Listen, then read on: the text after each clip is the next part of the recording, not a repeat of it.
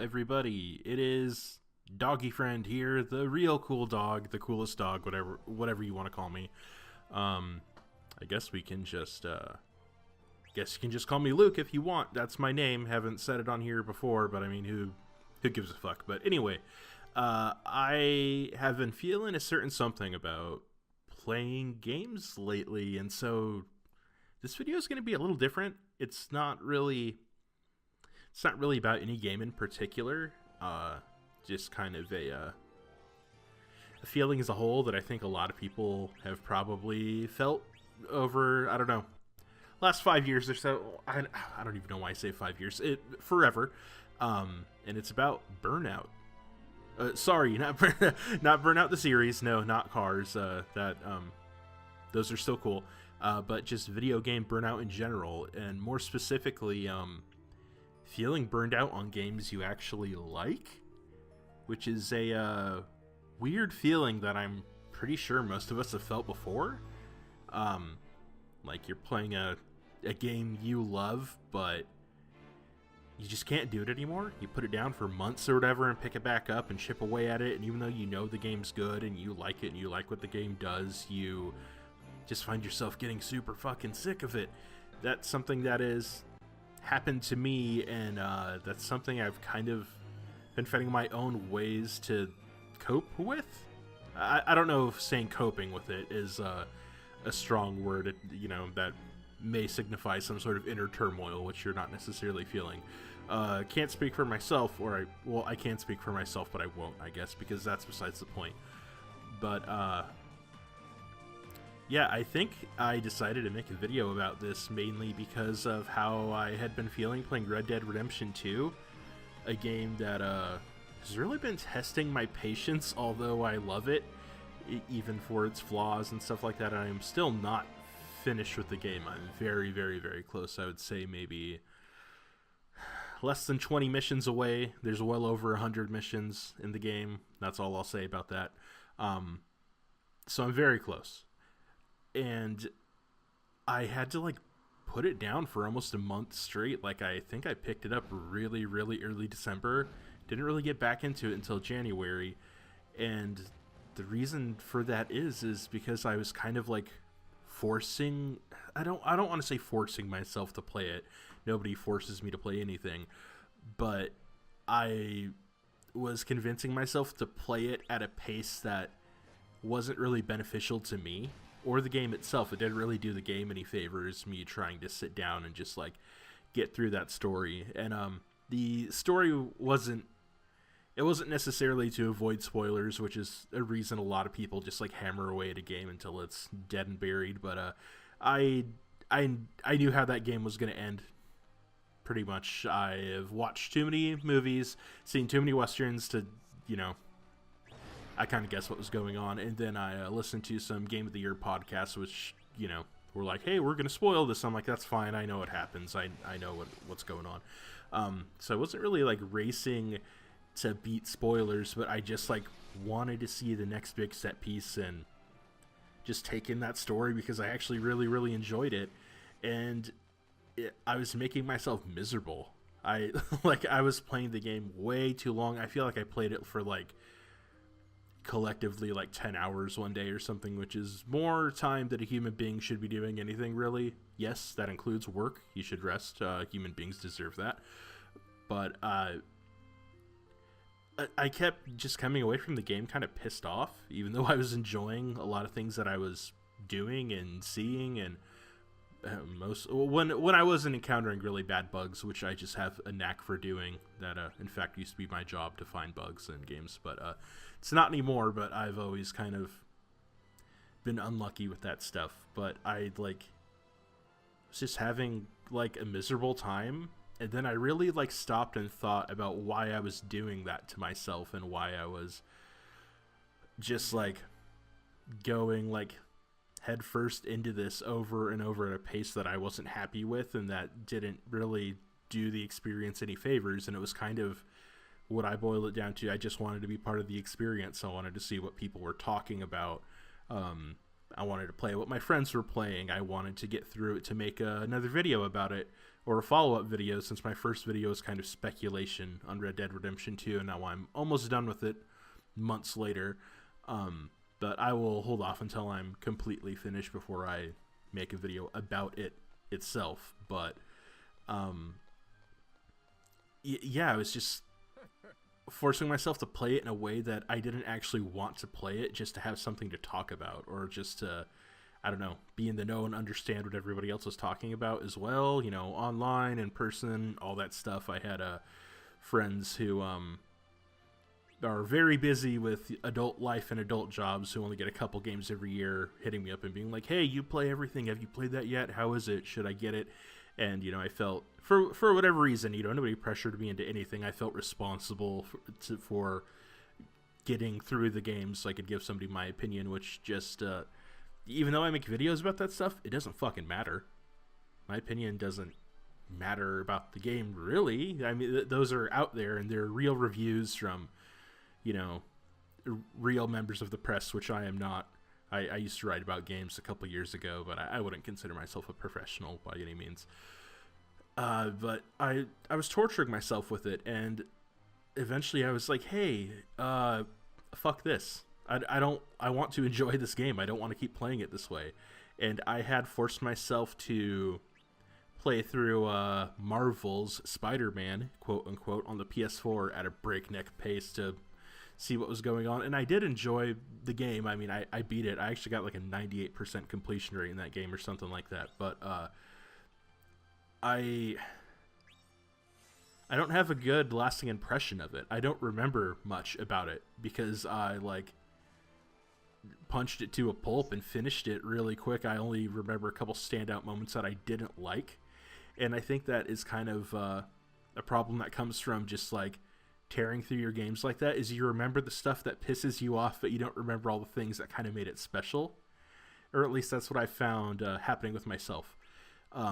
So I ripped through Spider-Man. I don't remember a ton about it other than the negative things. Like I said, I got to God of War really, really late. Maybe only a month and a half ago I was playing that, even though it came out in April of 2018, and it is now like January 2019 when I'm recording this. So I took my time getting to that. And I did have a couple long play sessions that were probably not, you know, weren't good for the human body. I wouldn't encourage anybody to do that. But I still definitely played through that game at my own pace, since it was already, for the lack of, you know, a better phrase, old news as far as gaming is considered. And I remember almost everything about it, and I had a magical experience, and I loved every second of it because I played it the way I wanted to play it. And playing your games the way you want to play them is what you should always do. I know it feels,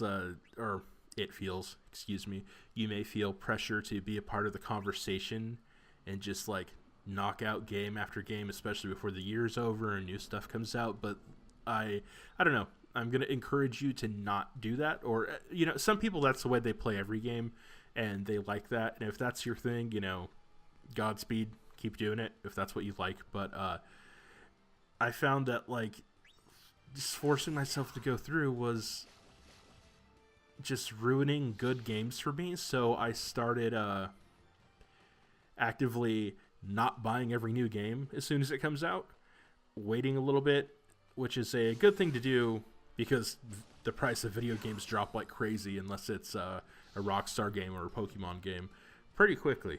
Like I think I got God of War for $15. I got Spider-Man for pretty cheap too, I think. And so there's that factor. Excuse me.